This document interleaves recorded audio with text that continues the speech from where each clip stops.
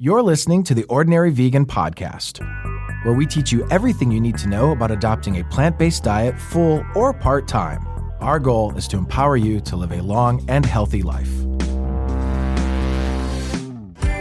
You can find today's show at ordinaryvegan.net or on iTunes. If you have any questions, please send an email to questions@ordinaryvegan.net. Hello, friends, and welcome to the Ordinary Vegan Podcast number 14, Ordinary Foods with Extraordinary Health Benefits.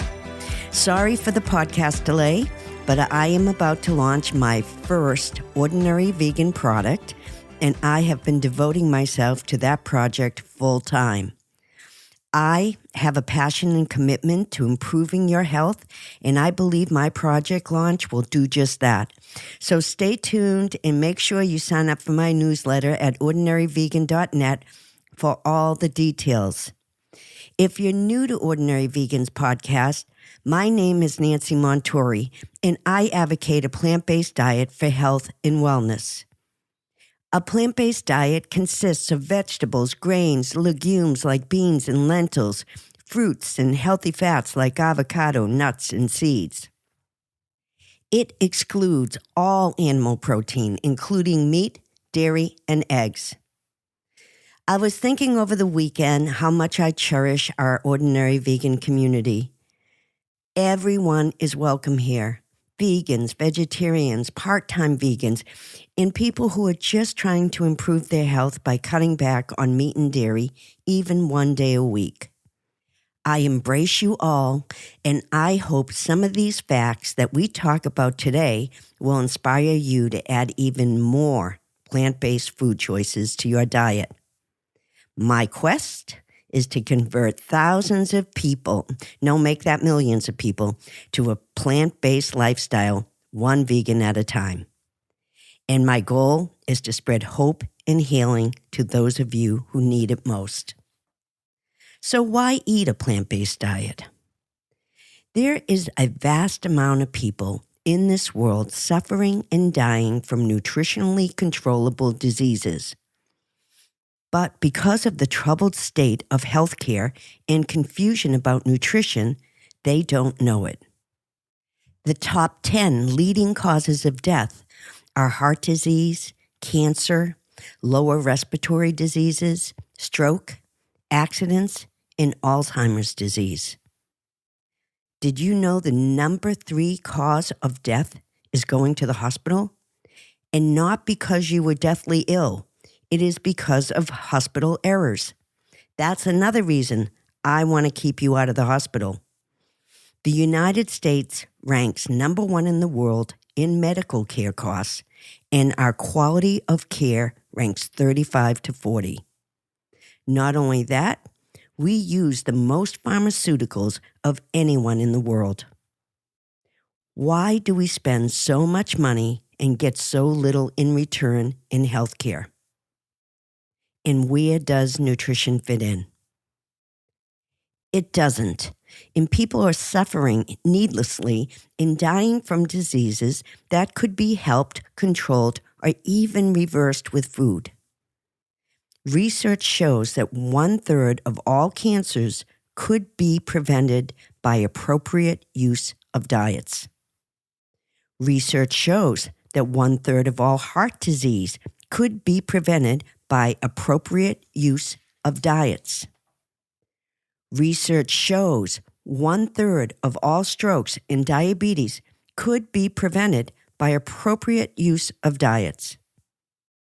Nutrition and food can treat and prevent disease.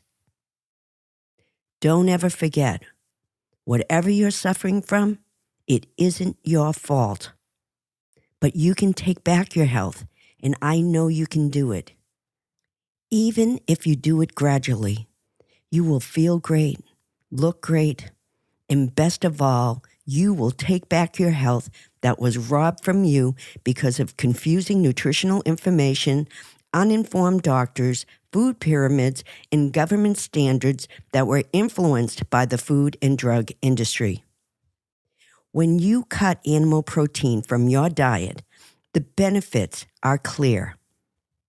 You reduce your risk from heart disease, high blood pressure, high cholesterol, Alzheimer's disease, and type 2 diabetes.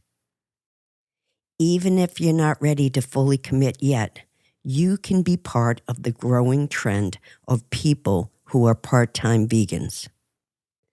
Going on a healthy plant-based diet also means you don't have to count calories. Plant-based diets are rich in fruits, grains, vegetables, and legumes, which are high in fiber, take longer to digest, and keeps you feeling full longer. And according to a study by the Journal of General Internal Medicine, people who eat a plant-based diet lose more weight than those who eat meat.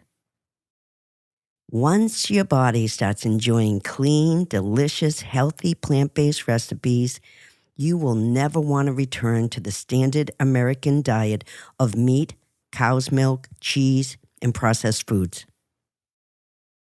I always say that veganism is a vessel for larger ideas. And what I mean by this is it not only improves your health and wellness, it improves your outlook on life. You are showing compassion for yourself, the environment, and animals. And that kind of positive energy will come back at you. I promise. Now, let's talk about this week's podcast subject, ordinary foods with extraordinary health benefits. Let's start with a beautiful flower called hibiscus. In 2008, a nutrition scientist named Diane McKay tested 65 volunteers with high blood pressure. At the time, people with blood pressure readings of 120/80 were at a greater risk factor for heart disease. For 6 weeks, half the group drank 3 cups of hibiscus tea daily. The other group drank a placebo beverage, and all participants were advised to follow their usual diet and activity. The findings showed that the volunteers who drank hibiscus tea had a 7.2 drop in systolic blood pressure. This report, along with many after, supports the idea that drinking hibiscus tea 2 to 3 times a day can play a role in controlling blood pressure. Other clinical studies show that hibiscus tea can also help lower cholesterol because it is high in antioxidants and bioflavonoids. If that wasn't enough, in May 2016, a study titled High Antiviral Effects of Hibiscus Tea revealed that hibiscus tea may be more powerful than pharmaceuticals in combating flu and viruses. Hibiscus tea also has an impressive manganese content. And if you listen to podcast number 3, the connection between diet and common types of mental health problems, you may remember that the mineral manganese helps alleviate anxiety and assists in regulating blood sugar levels. So if you suffer from any kind of anxiety or high blood pressure, I highly recommend 2 cups of hibiscus tea a day, 1 in the morning and 1 in the afternoon. I always have a pitcher of hibiscus iced tea in my refrigerator. All I do is boil 2 cups of water, steep 4 or 5 hibiscus tea bags in it for about 10 minutes or longer. Then I add 4 cups of water, some ice, and I refrigerate. I also like to add some sliced oranges. At any rate, you can't go wrong drinking a couple of cups of hibiscus tea a day. The next food with powerful health benefits is called turmeric. There have been over 6,000 peer-reviewed articles published proving the benefits of turmeric and one of its renowned healing compounds called curcumin. If you've never used turmeric, it is a spice that is popular in Indian food. It has a distinctive shade of yellow-orange and an earthy flavor with scents of orange and ginger. It is also a little bitter. Light yellow madras turmeric is most commonly available and used in curries. Alepi turmeric, which is spelled Alleppey, is darker in color due to a higher portion of curcumin. Curcumin is a natural anti-inflammatory compound and is a very strong antioxidant. And in several studies, curcumin has compared favorably to anti-inflammatory pharmaceutical drugs. Other studies have shown that turmeric promotes repair to stem cells in the brain and linked to improved brain function. There is actually hope that the compound could potentially be used in the treatment of Alzheimer's disease in the future. Turmeric dramatically increases the antioxidant capacity of the body by neutralizing free radicals. Free radicals are atoms that damage or kill our cells. There is also a theory that free radicals, particularly the oxidative stress radicals, could be why our bodies age. So, protecting our body from free radicals is extremely important. Turmeric has also been found to help with stiff joints and regulate and balance cholesterol levels. It's also great for digestion. There are so many ways to use turmeric. It is delicious tossed with roasted vegetables. You can add it to rice. You can use it in soups or simmer turmeric with non-dairy milk and a little maple syrup for a comforting tea. And, of course, in any curry dish. Use of turmeric in recipes can also help retain the beta-carotene in certain foods. For example, one study has shown that the beta-carotene in carrots, squash, and pumpkins is better retained when those vegetables are cooked with turmeric. The amount of turmeric that you need to reap the health benefits is not a lot. 1 teaspoon a day should do it. Always remember, more is not always better, and I never recommend supplementing unless you have a deficiency that has been discovered by a blood test. So, I don't recommend turmeric supplements. The next food is one of my favorites, garlic. Garlic contains more than 70 active phytochemicals, including allicin, and according to the American Journal of Clinical Nutrition, allicin decreases blood pressure. High consumption of garlic lowered rates of ovarian, colorectal, and other cancers. Like turmeric, garlic has the ability to protect the nervous and cardiovascular systems from free radical damage called oxidative damage. It can also naturally lower cholesterol and increase energy levels. To reap all the health benefits of garlic, a 2007 study from Argentina suggests crushing the cloves and letting them stand for 30 minutes before heating them. They contend that this helps activate and preserve the health-protecting compounds. If you're worried about garlic breath, chew a piece of parsley after a meal or eat a couple of pieces of raw apple, which acts as a natural deodorant to the bad breath-causing sulfides in garlic. You can also drink a glass of green tea. The next ingredient is apple cider vinegar. Unfiltered, organic apple cider vinegar is loaded with raw enzymes and beneficial bacteria. Beneficial bacteria can kill pathogens which can promote disease. A study from Arizona State University demonstrated that apple cider vinegar, when taken before eating, helps improve insulin sensitivity and lowers glucose levels. Apple cider vinegar is also an anti-inflammatory. Many people gargle with diluted apple cider vinegar to kill bacteria in the throat that may cause illnesses such as strep throat.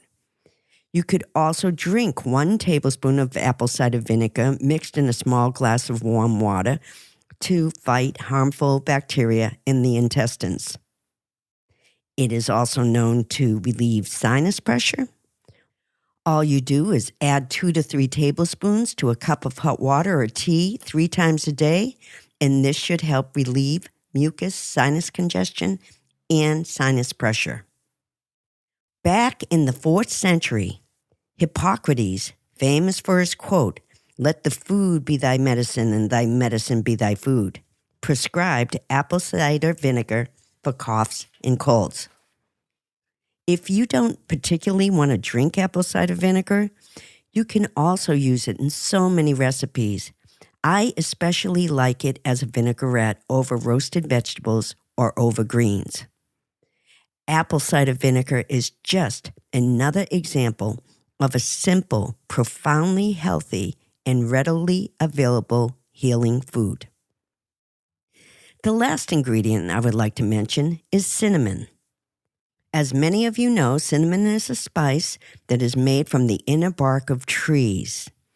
Cinnamon, like the spice turmeric, is loaded with antioxidants.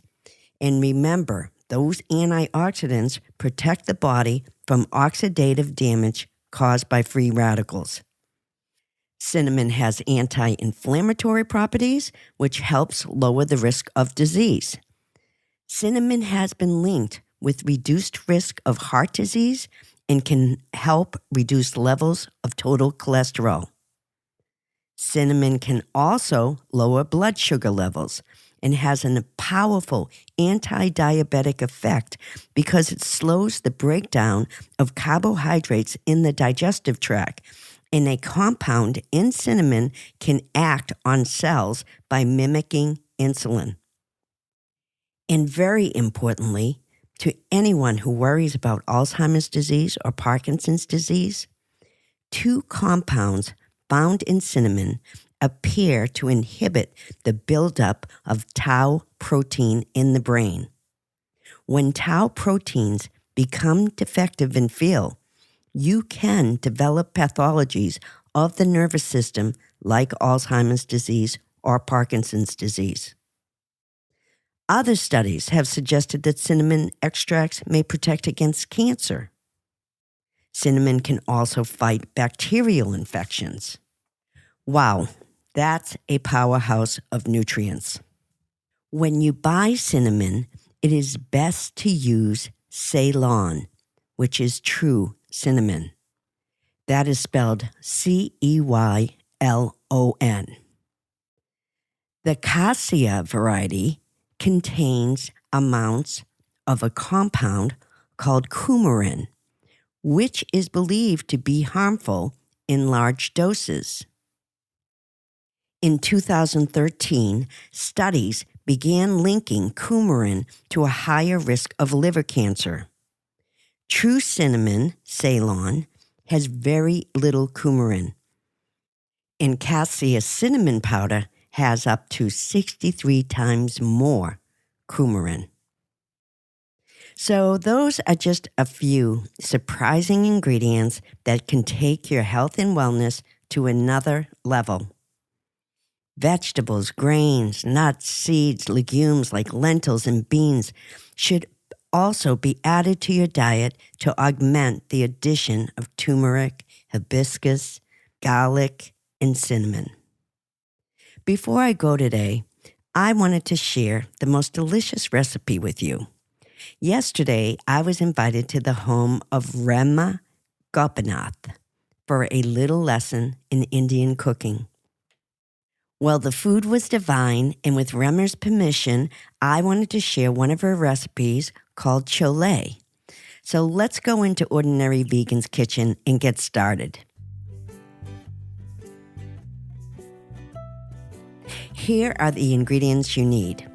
1 15-ounce box of garbanzo beans, 1 tablespoon of vegetable oil, 1 onion cut into big pieces, 1/2 inch piece of ginger, peeled and chopped, 1 teaspoonful of cumin seeds, 1/2 teaspoon of turmeric, 2 teaspoons of coriander powder, 1/4 teaspoon of cayenne pepper, 1 teaspoon of garam masala, and 1 teaspoon of cumin powder, 1 cup of chopped tomatoes, salt to taste, 1 tablespoon of chopped cilantro, and 1 tablespoon of lemon juice. I know that sounds like a lot of spices, but trust me, it was perfection. And here is what you do. You put the onions and ginger in a food processor and grind it to a paste. I have never seen anyone do that before, and I found that really interesting, and I plan to experiment with that quite a bit. In a medium saucepan, heat the oil over medium heat. Then add the cumin seeds. When they start spluttering, is that a word? I hope so. Add the onion and ginger paste. Stir the paste and cook until the paste turns light brown. Don't let it burn. Next, add the turmeric, cumin powder, coriander powder, cayenne, and salt. And keep on stirring for about 2 minutes till it's well blended. Then add the tomatoes and bring the mixture to a boil. Turn the heat down and let it simmer for 10 minutes.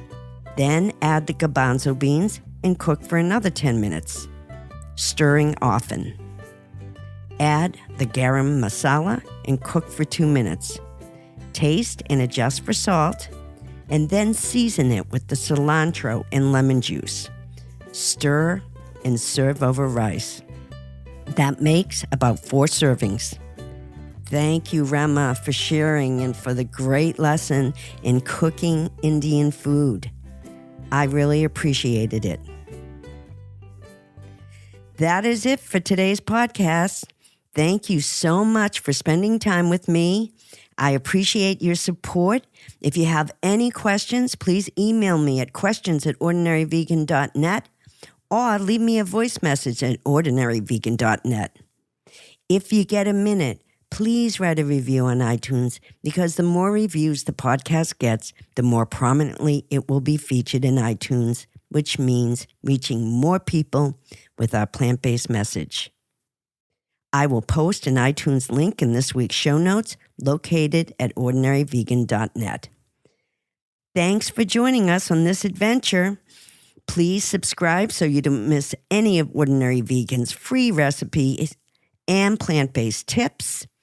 All the links to this week's studies and Rema's fabulous recipe will be in this week's show notes. Thank you. Till next time. Thanks for joining our plant-based community today. Together, we can accomplish great things. Please subscribe so you don't miss any of Ordinary Vegan's recipes and plant-based tips. If you have any questions or feedback, email us at questions@ordinaryvegan.net. Until next time.